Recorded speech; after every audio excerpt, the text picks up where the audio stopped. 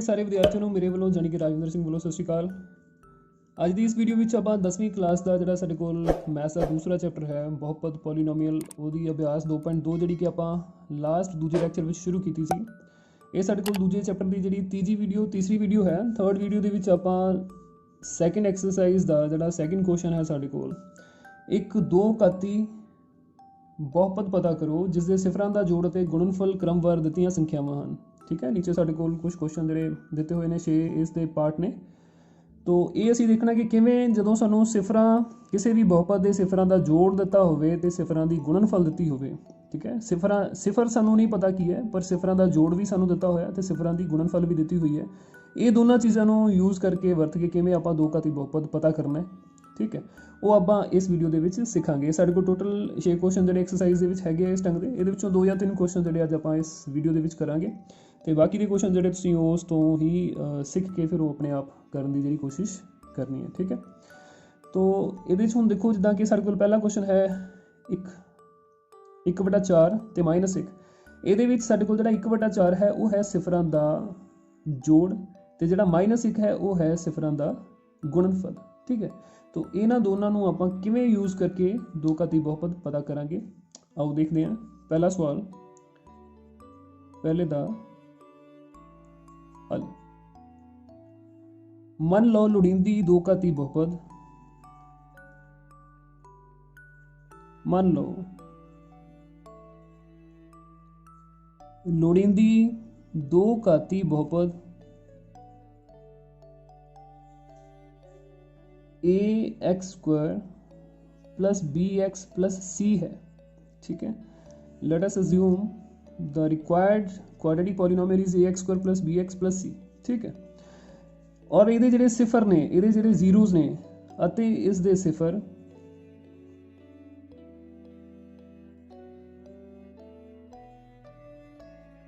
Alpha ਅਤੇ beta ਹਨ।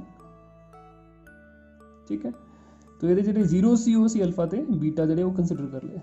अच्छा, ਹੁਣ क्वेश्चन ਦੇ अकॉर्डिंग ਸਾਨੂੰ ਕੀ ਦਿੱਤਾ ਹੋਇਆ ਹੈ कि अल्फा प्लस बीटा प्रश्न अनुसार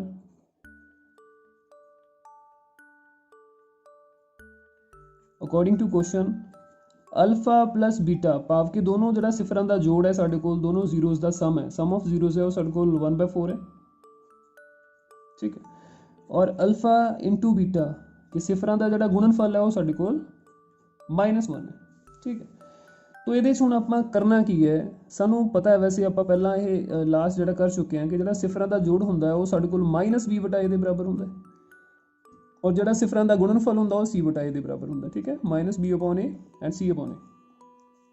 तो ये आपां दोनों नूं फ्रैक्शन दे विच बदलना है।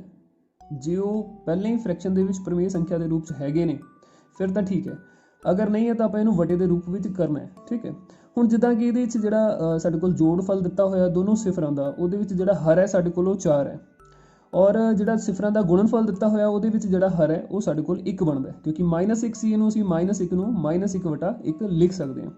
तो असीं दोनों जगह ते हर जिहड़ा वो समान करने की कोशिश करनी है क्योंकि साडे कोल फॉर्मूले जिहड़े दोनों दे हुंदे आ सम ऑफ जीरोज़ ते प्रोडक्ट ऑफ जीरोज़ सिफरां दा जोड़फल ते गुणनफल उहदे विच जिहड़ा नीचे हर है साडे कोल डिनोमीनेटर है वो दोनों दे विच a हुंदा है। ठीक है, a साडे कोल की हुंदा x² दा गुणांक। ठीक है, तो ये a की कीमत दोनों जगह जी बराबर चाहिए है। हुण इत्थे 4 है तो इत्थे 1 है, तो आपां की करना है ये भी आपां नीचे जिहड़ा वो 4 बनाना है। नीचे 4 बनाने के लिए सानूं की करना पएगा हेठां 4 दे नाल गुणा करनी पेगी। जे असीं नीचे 4 नाल डिनोमीनेटर नूं हर नूं 4 नाल गुणा करते हैं तो सानूं न्यूमीनेटर अंश नूं भी 4 नाल गुणा करना पएगा। तो ये मेरे को बन जाएगा -4/4। ठीक है, तो -4/4 भी साडे कोल 1 दे समान ही हुंदा है, -1 दे समान ही हुंदा है। असीं उसे नूं चेंज करके इस फॉर्म च कर लिया।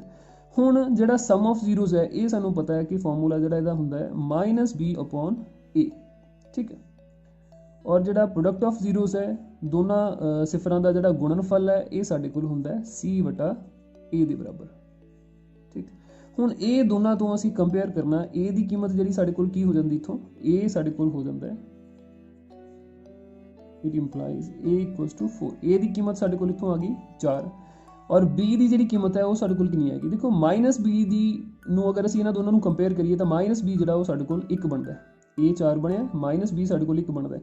-b बराबर 1 है तो b कितना हो गया b साडे कोल -1 हो जाएगा। ठीक, और इसे ढंग ਦੇ ਨਾਲ c ਨੂੰ ਜਦੋਂ ਅਸੀਂ ਕੰਪੇਅਰ ਕਰਾਂਗੇ ਤਾਂ c ਜਿਹੜਾ ਇਹ ਜਿਹੜੇ ਸਿਫਰਾਂ ਦੇ ਗੁਣਨਫਲ ਤੋਂ c ਦੀ ਕੀਮਤ ਜਿਹੜੀ ਹੈ ਉਹ ਸਾਡੇ ਕੋਲ ਆ ਜਾਂਦੀ ਹੈ -4। ਲਓ ਜੀ बस इन्नी गल सी। और जी असी बहुपद शुरुआत के मनी सी वो सी ax² + bx + c वो a b और c दियाँ ये जड़ियाँ कीमत आप इतों डिड्यूस कीतियां ने इतों कढ़िया ने वो वाली कीमत जड़ियाँ असीं इत्थे फिल करांगे तो साडे कोल जिहड़ी लोड़ींदी दो घाती बहुपद वो प्राप्त हो जाएगी। ठीक है, सो लोड़ींदी दो घाती बहुपद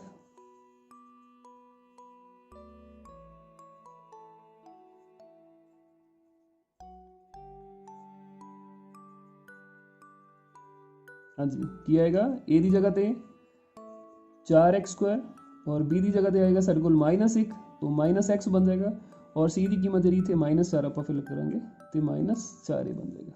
ठीक है, सो लोड़ींदी दो घाती बहुपद साढ़े कोल ये है। ठीक है, this is the required quadratic polynomial. ठीक, दोबारा फिर आप देख लें क्वेश्चन भी सानू की सी सिफर का जोड़ दिता और सिफर का गुणनफल दिता किसी भी दो घाती बहुपद का वो दो घाती बहुपद असी पता करनी है। ठीक है, सिफर का जोड़ साढ़े कोल 1/4 है, गुणनफल साढ़े कोल -1 है। तो मान लो कि लोड़ींदी दो घाती बहुपद साढ़े कोल ये वाली हैगी है ax² + bx + c जिहदे कि सिफर अल्फा ते बीटा ने। ठीक है, अगर सिफर अल्फा ते बीटा तो दोनों का जोड़ सानू 1/4 दिता होया और दोनों का जिहड़ा गुणनफल है वो साढ़े कोल -1 है। तो ये फिर असी देखा 1/4 ते -1 इनू वटा मैं 1 लिख लिया। ठीक है, तो ये हर दोनों के बराबर करने के लिए इस जिहड़ा गुणनफल सी साडे कोल सिफरां दा उहनूं असी 4/4 नाल गुणा किया है। तो -1/1 जिहड़ा वो -4/4 दे विच बदल गया साडे कोल और सिफरां दा गुणनफल साडे कोल जिहड़ा c/a दे बराबर हुंदा है। असी कल कीता सीगा कल वाली वीडियो दे विच और अल्फा प्लस बीटा जिहड़ा ये साडे कोल सिफरां दा जिहड़ा जोड़ है -b/a दा हुंदा है ये हुंदा है। ठीक है, तो इन्हां नूं कंपेयर करके इन्हां दी तुलना करके इत्थों a दी जिहड़ी कीमत सी वो साडे कोल 4 बनी है और b दी कीमत साडे कोल -1 बनी है क्योंकि -b साडे कोल 1 बनदा पिया सी इत्थे। ठीक है, और c दी जिहड़ी कीमत है वो साडे कोल -4 आ गई है। तो ये सारियां कीमतां तीनों असी जिहड़ियां इस दो घाती बहुपद दे विच आपां जनरल जिहड़ी क्वाड्रेटिक इक्वेशन सी साडे कोल उहदे च फिल कीतियां ते ये साडे कोल आंसर जिहड़ा वो बन गया पहले सवाल का। इसी तरह दूसरा सवाल तुसीं देख सकते हो। दूसरे सवाल दे विच जिहड़ी साडे कोल सिफरां दा जोड़फल है वो साडे कोल वर्गमूल 2 है। सिफरां दा जोड़ वर्गमूल 2 है और सिफरां दा जिहड़ा गुणनफल है वो साडे कोल 1/3 है। तो इहदे विच भी बिल्कुल असीं उसे ढंग दे नाल शुरुआत करांगे। मान लो लोड़ींदी दो घाती बहुपद मान लो लोड़ींदी दो घाती बहुपद ax² + bx + c है जिस दे के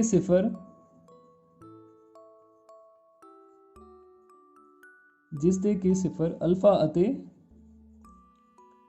बीटा है।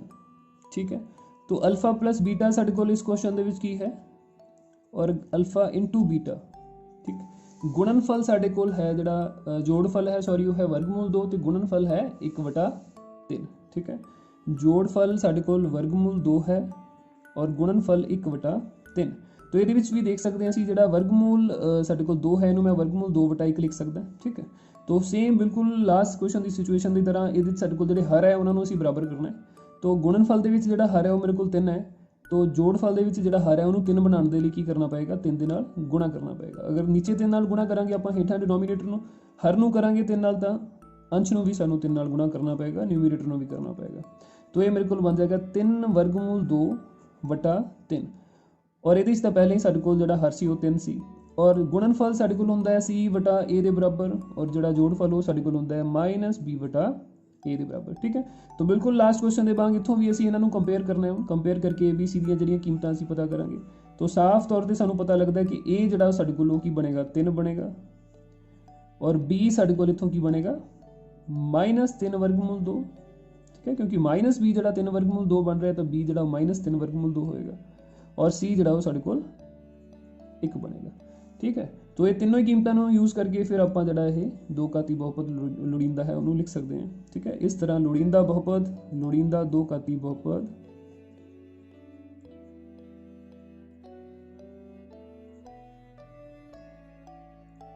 हाँ जी की बनेगा a इहदी जगह 3 आएगा 3x², b की जगह ते साडे कोल -3 वर्गमूल 2 आएगा -3 वर्गमूल 2x और c की जगह ते साडे कोल की आएगा 1।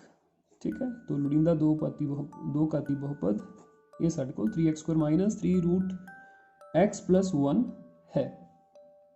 ਇਸ ਤੋਂ ਬਾਅਦ ਇਹਦਾ ਥਰਡ ਪਾਰਟ ਵੀ ਜਿਹੜਾ ਆਪਾਂ ਇੱਥੇ ਕਰਾਂਗੇ, ਠੀਕ ਹੈ। ਉਸ ਤੋਂ ਬਾਅਦ ਜਿਹੜਾ 4th 5th ਤੇ 6th ਪਾਰਟ ਤੁਸੀਂ ਪਹਿਲਾਂ ਦੇਖਿਆ ਸੀ, ਉਹ ਤੁਸੀਂ ਆਪਣੇ ਆਪ ਟਰਾਈ ਕਰਨੇ ਨੇ, ਬਹੁਤ ਈਜ਼ੀ ਨੇ, ਬਹੁਤ ਈਜ਼ੀਲੀ ਤੁਸੀਂ ਕਰ ਪਾਓਗੇ। ਤੇ ਇਹਦੇ 'ਚ ਹੁਣ ਦੇਖਦੇ ਹਾਂ ਆਪਾਂ, ਇਹਦੇ 'ਚ ਵੀ ਸੇਮ ਉਹੀ ਕੇਸ ਸਾਡੇ ਕੋਲ ਬਣੇਗਾ, ਸੇਮ ਉਸੇ ਢੰਗ ਦੇ ਨਾਲ ਅਸੀਂ ਵਰਡਿੰਗ ਜਿਹੜੀ ਉਹ ਲਿਖ ਲੈਣੀ ਹੈ ਕਿ ax² + bx + c ਜਿਹੜੀ ਉਹ ਸਾਡੇ ਕੋਲ ਲੋੜੀਂਦੀ ਬਹੁਪਦ ਹੈ, ਲੋੜੀਂਦਾ ਬਹੁਪਦ ਹੈ, ਲੋੜੀਂਦਾ ਦੋ ਘਾਤੀ ਬਹੁਪਦ ਹੈ, ठीक है। और अल्फा ते बीटा जड़े वो साडे कोल इहदे सिफर हैं, ठीक है। तो क्वेश्चन के अनुसार अल्फा प्लस बीटा जड़ा वो साडे कोल 0 के बराबर है और अल्फा गुणा बीटा वो साडे कोल वर्गमूल 5 के बराबर है, ठीक है। सम ऑफ जीरोज सिफरां दा जोड़फल 0 है और सिफरां दा गुणनफल साडे कोल वर्गमूल 5 है, ठीक है। तो इनू असी सिंपली इत्थे 0/1 लिख सकते हैं और जो गुणनफल है इनू असी वर्गमूल 5/1 लिख सकते हैं। तो ये असी पहले ही देखा कि जो हर है वो साडे कोल लगभग समान ही बनता पाया, ठीक है। इत्थे भी साडे कोल डिनोमीनेटर 1 है, ये भी डिनोमीनेटर 1 है। तो अल्फा प्लस बीटा का सूत्र साडे कोल हुंदा है -b/a, सिफरां दा जोड़ -b/a और सिफरां दा गुणनफल c/a, ठीक है। तो इन्हां नू कंपेयर करके आप देख सकते हैं a की कीमत साडे कोल बनती है 1, ठीक है, और b की कीमत क्योंकि -b 0 है तो b भी साडे कोल की आएगा 0 आएगा और c जड़ा है वो साडे कोल बनता है वर्गमूल 5, ठीक है। इनू कंपेयर किया आपां इन्हां दोनों नू और इन्हां दोनों नू कंपेयर किया, ठीक है। तो हुण साडे कोल जिहड़ी लोड़ींदी दो घाती बहुपद है वो की बन जाएगी,